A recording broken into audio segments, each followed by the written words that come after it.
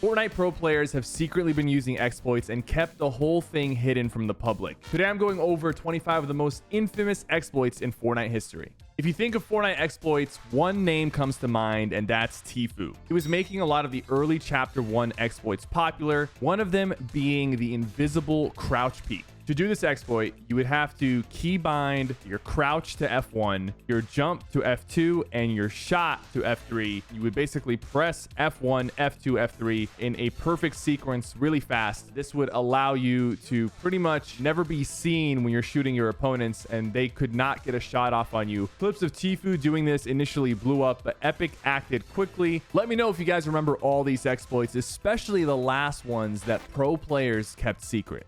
Back in Chapter 1, Season 6, Tfue popularized another exploit by shooting through doors. If you made a door edit, you could open the door and then immediately aim down sight and get a shot off before the door even starts to open. So Epic thought this was a little bit too good, and they ended up changing the way the animation worked. But that wasn't the only door exploit back in early Fortnite. You were able to actually shoot through the cracks of doors. Basically, any opening, you were able to shoot through it. Rocket damage could bleed through. You could actually shoot entire RPGs through the door while it's closed. And one of the most popular ways to use this exploit was while you're in a big tower, you could actually edit a door and then use a sniper to pretty much shoot at players with your sniper from behind cover. There's lots of ways to exploit the game, including emotes. Back when the dab emote was first introduced, I'm talking about the deep dab, you were able to actually use that emote to get behind a window and then get a quick shot off on whoever is peeking you from the window without actually ever being seen. This actually also changed your hitbox. This one was a ton of fun to use, but Epic added a delay when you're using an emote so that you can't instantly shoot mid-emote. Next, in Season 8, pro players figured out that there are some colorblind settings that, if you put correctly, would allow you to see through the storm extremely easily. By the end of that season, almost every pro player and even a lot of the streamers started using colorblind mode to reduce the storm thickness. Epic ended up fixing this so that colorblind mode settings didn't improve your visibility in the storm, so that their hard work on the game graphics didn't go to waste. Next up, we have one of the coolest movement tricks in Fortnite called the EJ Dash, named after a popular Fortnite YouTuber. So the way this works, if you placed a ramp on top of your character right as you were jumping up into the ramp would solidify and push you forward. This allowed you to move quicker than a normal sprint, and you could do some crazy high ground retakes and movement techniques in the middle of a fight. But sometime in Chapter 2, Epic decided that this movement ability was a little bit too high skilled, and they wanted to make things fair and level out the playing field. I personally was a bit disappointed when this one got removed. Another exploit that was similar to this that's still in the game is STAIR phasing. Back in Season 8 and 9, Chapter 1, box fighting started to become very popular, and players started to figure out different ways to kind of jump into each other's boxes. One of the most useful ways was to place a ramp over your head, use your pickaxe at the peak of your jump, or shoot your gun, and it would push you into your opponent's box. And Epic has not removed that ability. I'm assuming it's because they like that people can actually play aggressive without having to hide behind builds the entire time. This exploit got enhanced even more with the FLINTKNOCK, because by using the FLINTKNOCK in a ramp, you could jump up, shoot their wall while looking down, and the FLINTKNOCK would boost you into the back of your opponent's box. This was even more powerful because if your opponent tried to edit their cone or build a ramp, it would be too late because you would be right next to them. But the history of phasing through walls goes way back. Back in early Chapter 1, Tfue was using an exploit to phase through walls by basically editing any wall with a window or door and then jumping into the wall right as you confirm the edit. Back then, when you made the edit, the wall would actually be transparent for a brief moment. So if you timed your jump, you could slip right through any player's wall, and this was a great way to catch players off guard. And guys, I want to thank you for all the support on the new Metal Umbrella drop, New Beginnings. I want to give something back to you guys. So today we're going to be giving away 2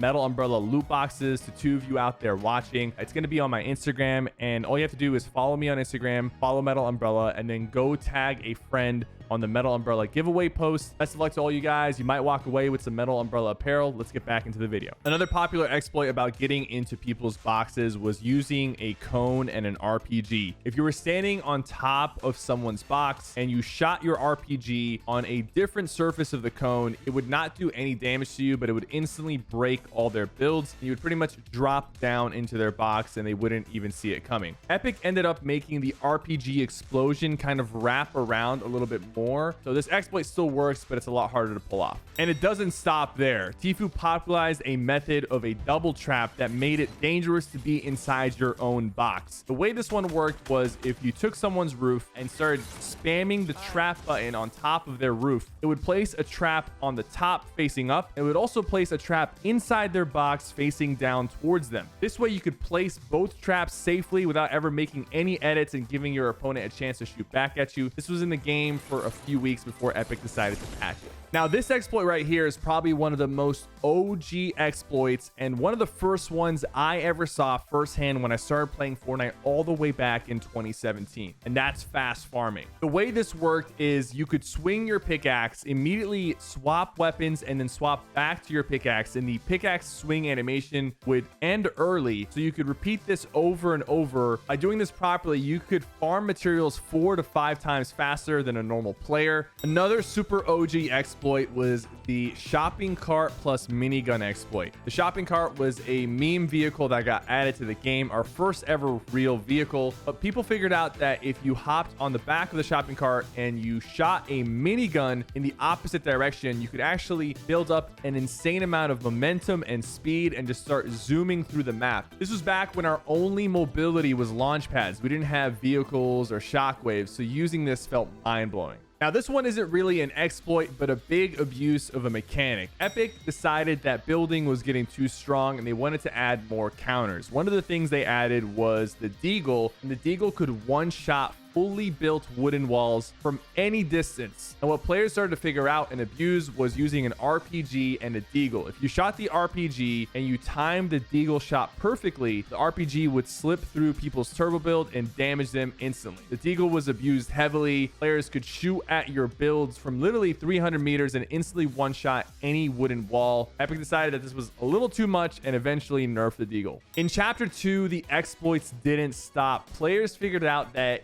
you could use your fishing rod wherever you are in the game. If you look down at a certain angle and you cast your fishing rod will actually go through the floor. You could pull out sardines, materials, ammo, rusty cans, and a few other things. What if you could start every game with 1,500 materials and some shields? That's what started happening with the llamas back in Chapter 1. Basically, people figured out that if you had certain colorblind settings, it made it very easy to spot the little pink pixel that represents the llama on the map. People like Tfue and many others started seeing llamas from thousands of meters. Eventually, Epic changed this, and now llamas don't actually render from that far away. Now, this one isn't that much of an exploit, but a huge oversight on Epic. Pro players found out that if you throw 2 clingers at a wall, the first one would explode and break the wall, and then instantly detonate the second clinger, doing 100 damage to whoever's behind that wall. So if you threw 3 clingers, it would one-shot anybody inside that box. Eventually, clingers got completely removed because they had a lot of other bugs, like sometimes they would do 0 damage even if you stuck a player with them. In Season 5, the 0 point was unstable and floating over the center of the map. You could actually enter the 0 point and gain some shield and health and pretty much enter the 0 point over and over, infinitely healing and surviving in Storm, and people started doing this to get easy free wins, but Epic was quick to act and remove this functionality. Ever since launch pads were in the game, players have been figuring out different ways to use launch pads for trick shots and movements and different kinds of exploits, and this exploit actually still exists in the game right now. If you use a bounce pad and a launch pad and you walk into the bounce pad at a certain angle, it will immediately bounce you onto the launch pad, and because you have the effects of the bounce pad, you end up launching way higher, and people call this the super launch, and it was used a lot back in the early World Cup days. This wasn't the only way to launch extremely high. Back in Chapter 1, Season 6, Kevin the Cube was a little floating cube with an island on top of it, and if you shot the cube, it would actually zap you and kind of push you back. You could get a huge redeploy off and pretty much rotate anywhere on the map. Then later on in Season X, when we had that floating meteor in the sky, you could actually launch directly under the meteor and get a low grab effect once you got near the meteor, allowing you to glide even higher. And Launchpad's tricks don't stop there. Even last season, you could use a cannon and launch yourself from the cannon into the Launchpad to create a super Launchpad and pretty much be hundreds of meters in the sky within a few seconds. Season 6, Chapter 1 was kind of a controversial season, but it brought us a fan favorite vehicle, the Quad Crashers. Players discovered that you can actually build a couple ramps and then launch off of those ramps with the Quad Crasher. And if you use your boost a certain way and kind of angle the Quad Crasher, you could permanently fly across the map with the Quad Crasher. And eventually Epic removed the Quad Crashers, but then they went a step further and then nerfed Quad Crashers in creative, so you can't even use this mobility anymore. Back in Chapter 1, they gave everyone permanent glider redeploy. That means at any point you could jump up and pull your glider. You did not have to have the glider redeploy item or anything like that. Pro players figured out that if you jumped right as you touched the ground, you could bunny hop and get insane momentum and speed. Epic eventually reverted the redeploy update, but you could still bunny hop to this day. It's just not as popular because you're not gliding as often as you could. And finally, the biggest exploit that pro players were keeping hidden from you. And this exploit was actually extremely useful, but impossible to detect. But what some players figured out is that if you are facing north, I'm talking about facing north in your Fortnite compass, if you face north while taking a wall or holding a wall, you would be successful pretty much every single time, first try. This is absolutely crazy, and it went on for months without people realizing it. Eventually, the whole world knew, so this definitely gave some players an advantage in a competitive setting. But once Epic figured out about it, they changed this, and now the direction you're facing has no impact on your success. Thank you guys so much for watching. Check out this video where I went over the most infamous Fortnite scandals.